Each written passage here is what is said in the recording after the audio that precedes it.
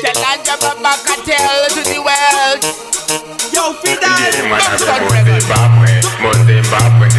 Zimbabwe, alright then. Hupenyu Ivhiri unotenderera mukamo kurarama kwete konochuva vuchatsika kukamane mapimbi namatwako une simba chidziva samatenga vanenge vakakurinda. Hupenyu Ivhiri unotenderera mukamo kurarama kwete konochuva vuchatsika kukamane mapimbi namatwako une simba chidziva samatenga vanenge vakakurinda.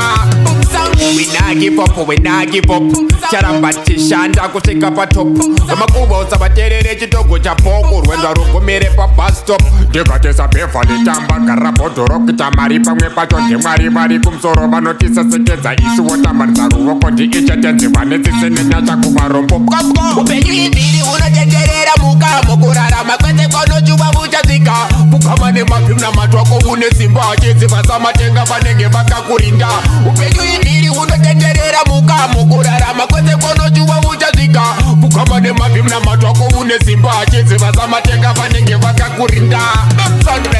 Hupenyu wangu namwari wegandagadzwa sadhabhita nendwaitwa mambo mai vakabona zvakawanda ndechekwa purangoma zvomene waibhonya kumwanga kunobata makwati kuti nene ndirambe zvangu ndiri pasi asi nezimvangero para jesu kristu ndakakomborerwa nemhenya beyond policy. Hupenyu Ivhiri unotenderera mukamo kurarama kwete konochuva vuchatsika kukama nemapimbi namatwako une simba chidziva samatenga vanenge vakakurinda.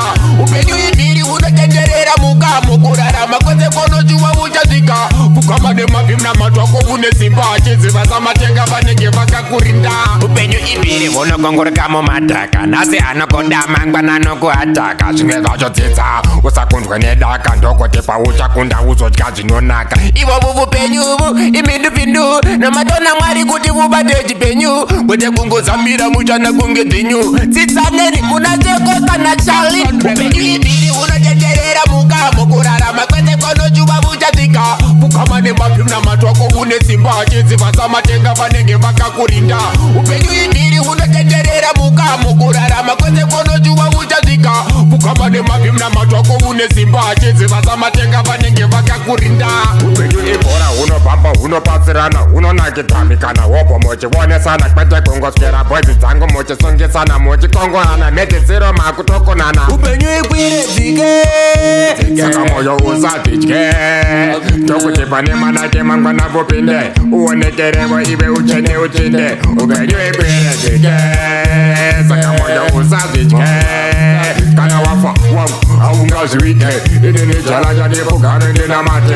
Hupenyu ikwire dzike saka moyo usadzidye ndokuti pane manake mangwana vupinde uonekerewo ive uchene uchinde kana wafa wangu haungazviite inini jalaja ndikugare ndinamate.